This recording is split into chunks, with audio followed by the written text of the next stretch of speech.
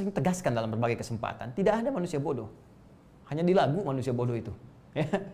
Yang ada itu barangkali lingkungan yang tidak kondusif dalam mengeksplorasi pengetahuan yang bersangkutan, potensi-potensi ilmunya. Ya, cara mengajar yang tidak tepat, ya, guru yang kurang tepat dalam mengajarkan, kurang sabar.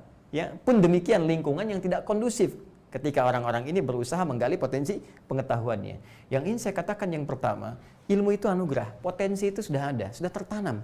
Jadi manusia itu mau jadi apapun, itu peluangnya dahsyat, besar. Ya, memorinya luar biasa. Bahkan ada penelitian dulu, ya, di barat bahkan, ada yang menyebutkan di University of California. Ya, saya pernah baca referensi buku itu menyebutkan riset tentang kapasitas memori manusia yang standar saja. Ya, yang paling standar itu 100 juta gigabytes. Ya, 100 juta gigabytes. Anda bayangkan sekarang pakai flash disk saja, ya, misalnya yang berapa giga, 8 giga, ya, 10 giga, 60 giga, itu kalau dikumpulkan informasinya berbentuk hard copy, buku apa kumpulkan, barangkali rumah mewah pun tak sanggup menampung segala hal yang bisa dijadikan dalam bentuk hard copy tadi. Dan itu sepersekian kecil, ya, sepersekian dari anugerah memori yang telah Allah tanamkan pada seorang makhluk bernama manusia. Dahsyat. Jadi saya ingin membawa sebuah narasi untuk memberikan motivasi pada setiap diri. Tanamkan, katakan pada jiwa kita, saya makhluk pintar, saya makhluk berpengetahuan. Ya, tidak tercipta kita semua oleh Allah Subhanahu wa taala kecuali sebagai makhluk yang sangat bermartabat, makhluk yang punya nilai, makhluk yang mulia. Jadi jangan rendahkan kemuliaan kita ini dengan perilaku-perilaku yang menyimpang. Ya, kita ini makhluk istimewa. Katakan pada diri kita, Allah memuliakan saya dengan sangat istimewa. Bahkan dengan potensi keistimewaan ini bisa lebih tinggi derajatnya dibanding dengan malaikat. Allah sudah mengangkat. Kenapa Anda merendahkan diri sendiri? Hei, para pelajar dimanapun Anda berada, khususnya yang muslim, ya, yang tersambung dalam kajian ini, saya katakan kepada Anda semua, jangan pernah mengatakan pada diri Anda, saya nggak bisa, saya tidak mampu, susah nih matematika, nggak bisa nih fisika. Tidak, kawan. Katakan pada diri Anda, saya adalah makhluk istimewa yang bisa mengatasi berbagai materi apapun yang saya pelajari, saya bisa kuasai karena semua potensi itu telah Allah tanamkan pada diri kita. Keyakinan membangun sebuah kekuatan yang akan memberikan transformasi pada diri kita untuk jadi manusia yang istimewa dengan tindakan-tindakan yang nyata. Catat itu. Ya. Jadi ini poinnya. Hanya bedanya karena kita bukan nabi. Ingat, kita bukan nabi, ya. Fitrah kenabian tidak kita miliki. Awas hati-hati. Fitrah kenabian diajarkan secara langsung. Ketika Allah mengajarkan, redaksinya allama. Kita hanya memiliki potensi pengetahuannya, ditanamkan oleh Allah dalam jiwa kita. Tinggal sekarang persoalannya bagaimana menggali potensi ini sehingga keluasannya bisa kita dapatkan, kedalamannya bisa kita raih. Caranya adalah dengan menggali seluruh ini dalam bentuk turunan kata ini. Allama, mengajar, ya, sifatnya disebut ta'lim. Di ta'lim itu mengajar sebetulnya, bukan belajar.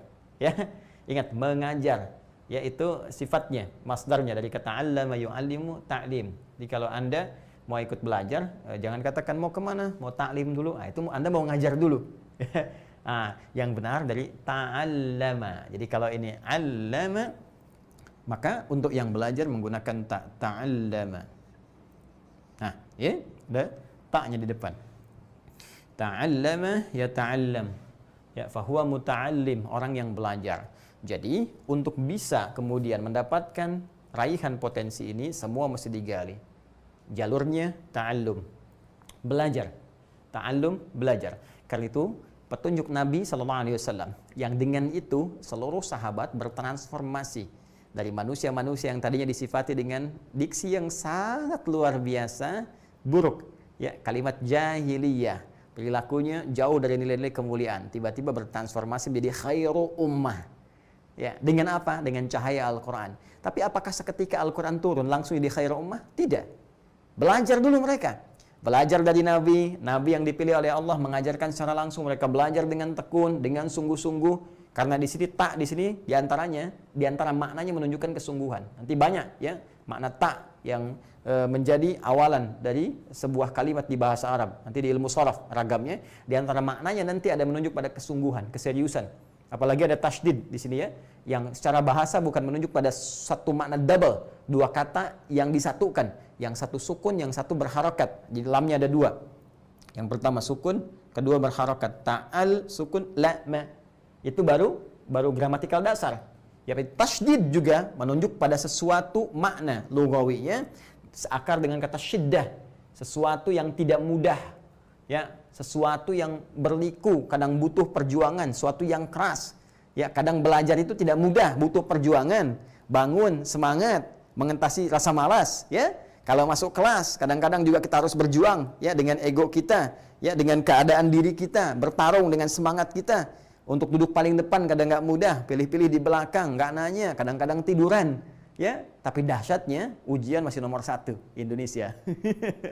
Ya, yaitu artinya apa? Potensinya tinggi, kita luar biasa gitu, ya. Jadi teman-teman sekalian, saya ingin katakan di sini, Nabi memberikan sebuah petunjuk dengan sangat singkat. Kalimat beliau, khairukum man ta'allamal Qur'ana wa 'allamah. Ya, yang terbaik di antara kalian adalah orang yang mampu mengeksplorasi, menggali dengan sungguh-sungguh, ya.